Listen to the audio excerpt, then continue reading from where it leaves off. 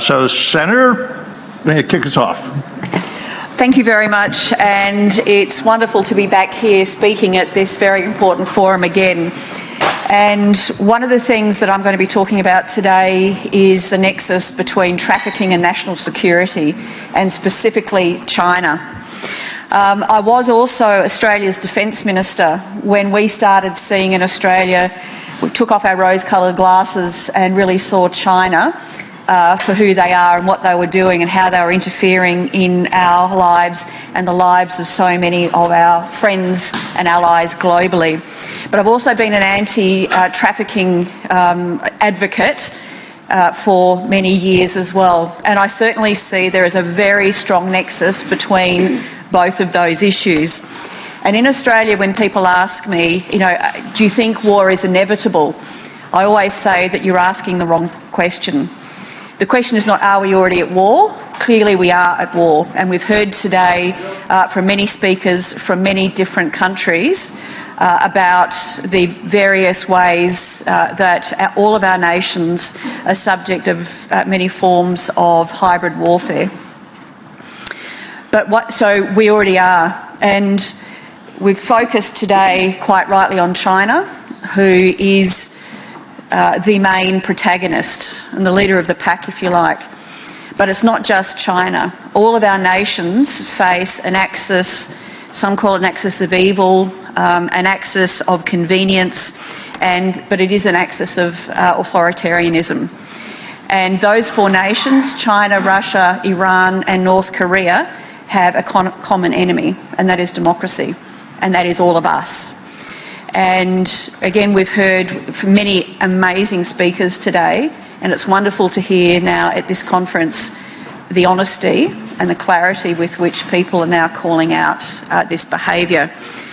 Those four nations are working in ways that even 12 months ago, many in this room would never have thought possible.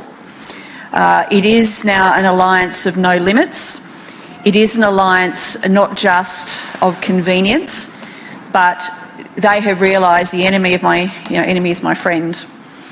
And they are working, the four nations are supporting each other in two kinetic wars in the Ukraine and also in Israel and across the Levant. But they are working together, as we've heard today, in so many ways. So what these four nations have in common, apart from their common enemy, which is us and which is democracy, they're all nuclear nations. They are all sharing and testing new military materiel on the two battlefronts, and again in hybrid war. But what they have also got in common, which is so different from all of us, is that they have no respect for human life. They don't respect individual freedoms, they do not respect human rights, and people are simply commodities to exploit. And this is not hidden. It's not even hidden in plain sight. It is in plain sight. Yet in most of our nations, we know this, and we introduce some modern slavery legislation, we talk about human rights, we implement Magnitsky-style sanctions occasionally, but really we look through this behaviour. And I think it is to our enduring shame that we do this, and it is one of the many ways that China and their authoritarian friends are currently dominating us, and in ways that we haven't yet seen, but we are starting to see. So while we allow this exploitation of human beings, the latest reports say at least 50 million people are currently enslaved in work-like practices. So not only is this commodification of human beings very profitable, and it is largely done for profit, countries like China also realise that by using free human labour and exploiting human beings in the supply chains, it is also not only of economic benefit, they use that for market dominance and also now as a strategic weapon against us, both overt and covert. Now again, this is very, very clear. They understand supply chains. They understand the profit through the supply chains, from extraction in a number of the countries who are represented here today of critical minerals, of rare earths, through to production. And I've got just a quick list here just to give you an idea. Now all of us would have heard of the children in the Congo, in the DRC, who have been used for many years for blue cobalt, which is an essential commodity for modern day life and also in new energy technologies. There are hundreds of thousands of Uyghur and other ethnic minorities who are in essentially concentration/work camps where they're as free labour. And they're used to produce almost all of the globe's polysilicon for solar panels, lithium for batteries, and aluminium used, all of those in electric vehicles. In Bolivia and Zambia, child labour is used in the extraction of copper and zinc, key elements used for renewable energy systems. In the Philippines, nickel miners, and in Indonesia, nickel mining is now dominated by China in those two countries. And we just sit back and we allow it to happen. And I've had, as a campaigner on this, I have had people in Australia and in a number of other countries say to me, well actually, yes, we know that every solar panel, every wind turbine, every electric vehicle, every Tesla battery, not only do they have systems to spy on us, but throughout the supply chain there are many, many human beings who have been enslaved in that supply chain. And we know this. It is very clear globally. But people actually say to me, and I'm sure people, if you had that conversation, would say it to you, well yes, but the environment's the greater good. I mean, imagine that. Human beings are not worth fighting for. Their life, their liberty, their human rights are not worth fighting for because we're getting cheap solar-powered equipment from China. So this weakness of ours, I think, is one of our potential greatest strengths, because our people do value human rights, they do value human life, they do value human emancipation from slavery. But we're not talking to our people about this. So yes, there are solutions.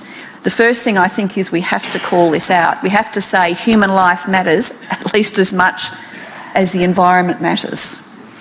And we have to find new ways of working together to find ethically sourced critical minerals and rare earths, to make sure that the photovoltaic cells are not made with human slavery. Yes, that will put extra cost into the supply chains as we move forward to a zero carbon transition. But at the moment, we are, I think, I would almost say, emotional cowards. And we are permitting this to happen. So currently our vulnerability that China in particular is exploiting could actually become a greater strength that we have. We know when we do run these campaigns, we did for a while in terms of the DRC and blue cobalt, blood diamonds. But those campaigns fade away. And we're not fighting for over 50 million people who are being commoditised and used.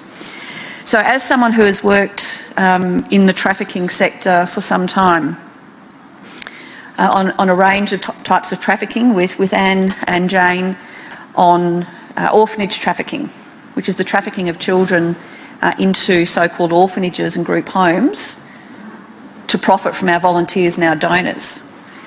From raising awareness of that to raising awareness now of slavery throughout our new energy supply chains, I think we do have to have the courage to have these discussions and call it out and mobilise our own citizens, because if we don't do that, then not only will China keep profiting financially, but they're dominating these markets. And it is a national security issue for all of us, because they can turn it off tomorrow. As they've done in Japan and elsewhere, they've just turned off the supply of lithium. So all of a sudden, our supply chains run out of all the critical minerals we need, and chips, cells.